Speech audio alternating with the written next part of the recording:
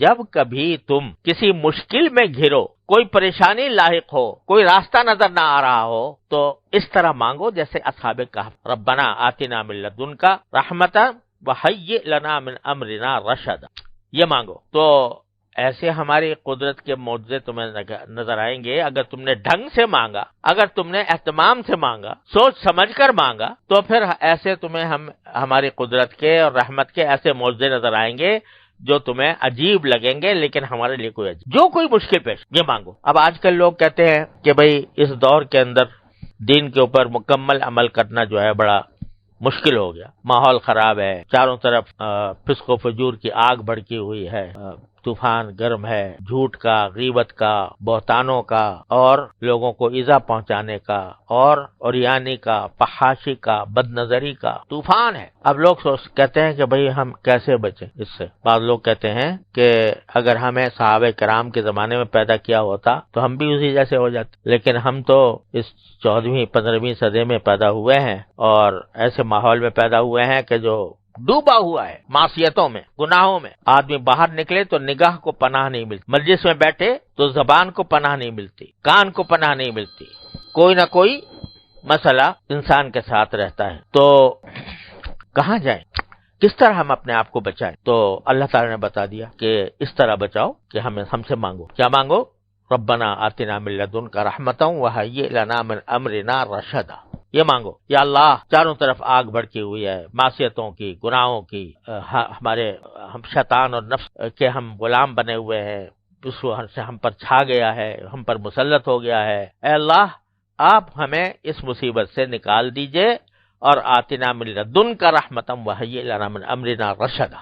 پھر دیکھو کیا ہوتا۔ ہمارے حضرت والا فرمایا کرتے تھے کہ یوں سمجھو کہ حشر کا میدان ہے اور اللہ تبارک و تعالیٰ کی بارگاہ میں کھڑے ہیں، اور وہاں اعمال بد کا پلندہ ہمارے سامنے کیا کچھ کیا۔ تو جب باز پرس ہوئی تو آپ نے یہ کہہ دیا جواب میں کہ اللہ میاں، آپ نے تو ہمیں اگر صحابہ کے زمانے میں پیدا کیا ہوتا تو ہم بھی ویسے ہی بن جاتے، لیکن ہمیں تو آپ نے ایسے زمانے میں پیدا کیا کہ چاروں طرف آگ بھڑکی ہوئی تھی اور چاروں طرف معصیتوں کا سیلاب تھا، گناہوں کا سیلاب تھا، حرام کا سیلاب، جہاں جاؤ رشوت کا بازار گرم تھا، کاروبار کرو قدم قدم پر رشوتوں کے مطالبے تھے، اور باہر نکلیں تو ہمارے آنکھوں کو پناہ نہیں ملتی تھی، اور خود ہمارے گھروں کے اندر جو ہے وہ عریانی اور فحاشی کا ایک بڑا سیلاب خود ہمارے ہاتھوں میں موجود تھا۔ تو ایسے میں ہم کیا کرتے؟ آپ نے پیدا ہی ایسے وقت میں کیا تھا۔ بظاہر تو تم نے جواب ایسا دے دیا کہ جو ہے اس کو سمجھنا چاہیے، لیکن اگر باری تعالیٰ اس کے جواب میں یہ پوچھ لے کہ ٹھیک ہے، ہم نے پیدا کیا تھا تمہیں ایسے ماحول کے اندر، ظلمتوں کا ماحول تھا، معصیتوں کا ماحول تھا،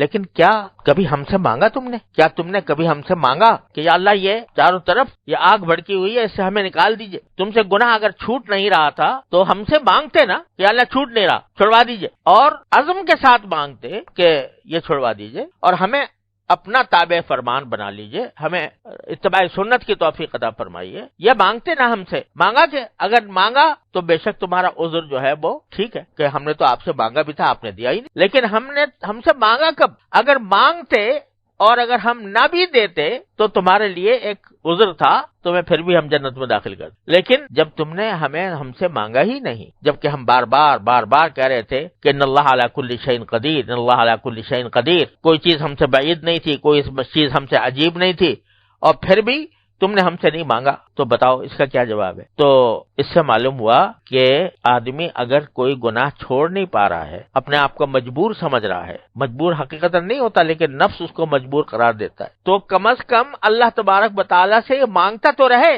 کہ ربنا آتنا من لدنک رحمتا وہیئ لنا من امرنا رشدا۔ یہ تو ورد زبان ہونا چاہیے، یہ تو قدم قدم پر آدمی کو مانگنا چاہیے کہ مجھے راستہ دے دیجئے، خود نکال دیجئے، آپ کوئی راستہ اپنے پاس سے نکال دیجئے۔ تو اگر کوئی بندہ یہ کرے تو کم از کم وہ ایسا ہوگا کہ اس کو اپنے کیے پر ندامت بھی ہو رہی ہے، شرمندگی بھی ہو رہی ہے، چھوڑنا بھی چاہ رہا ہے، لیکن وہ خوب مبتلا ہے، تو اللہ تبارک و تعالیٰ کی بارگاہ میں حاضر ہو کر کم از کم اپنا عذر تو پیش کر رہا ہے، اور اس کی برکت سے یقیناً، اس میں کوئی شبے کی بات نہیں ہے کہ یقیناً اس کو راستہ ملے گا۔ بعض اوقات کچھ دیر لگ جاتی ہے، 350 سال لگ گئے، 309 سال، لیکن بعض اوقات کچھ دیر لگ جاتی ہے، لیکن ملتا ضرور ہے اگر کوئی مانگنے والا ہو۔ تو یہ ایک عجیب درس ہے جو قرآن کریم اس میں دے رہا ہے کہ خدا کے بندو مجھ سے مانگا کرو.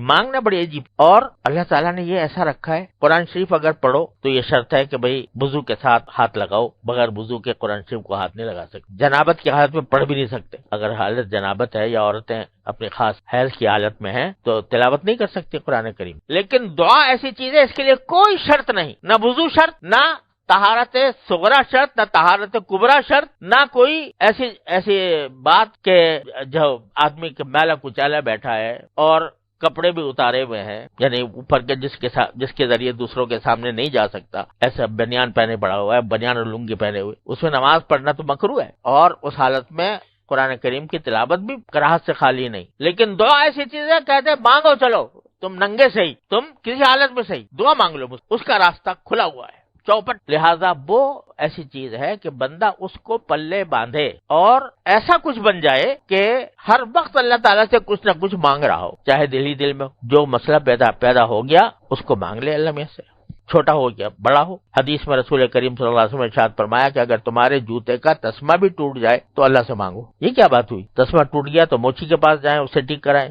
کہتے وہاں بعد میں جانا، پہلے اللہ سے مانگ لینا، اللہ سے مانگ لینا. یہ اللہ کے ساتھ تعلق پیدا کرنے کا، اس کو مضبوط کرنے کا، اس سے زیادہ قریب کا راستہ کوئی اور نہیں ہے جتنا اس سے مانگ. حضرت ثانوی رحمۃ اللہ علیہ فرماتے ہیں کہ کم از کم ایسے تو ہو جاؤ کہ جیسے ایک بچہ ہوتا ہے، وہ اس کے لیے جو کچھ ہے کائنات اس کی ماں ہے، تو جہاں کوئی مسئلہ پیش آیا فوراً امی کے پکارے گا. کوئی باہر کھیل رہا ہے اور کسی بچے نے ستا دیا تو وہیں سے امی کر کے پکارے گا، حالانکہ پتا ہے کہ وہاں امی ہے نہیں بیچاری، وہ گھر میں کہیں مصروف ہے، لیکن پکارے گا امی. تو حضرت فرماتے ہیں کم از کم ایسے تو بن جاؤ جیسے ایک بچہ اپنے ماں کے ساتھ تعلق رکھتا ہے کہ جو کوئی مسئلہ پیش آئے، چھوٹا ہو یا بڑا ہو، وہ اس سے اللہ تعالیٰ سے مانگنے کی عادت ڈالو کہ ہر وقت کچھ نہ کچھ اللہ تعالیٰ سے مانگ رہے ہو. اور خاص طور پر بہت سے کام ایسے ہوتے ہیں گناہ کے کہ اچھا خاصا نمازی آدمی ہے، روزے دار ہے، متشرع ہے اور نماز باجماعت کا پابند ہے، سبھی کچھ ہے، لیکن کسی ایک خفیہ گناہ میں اس طرح مبتلا ہے کہ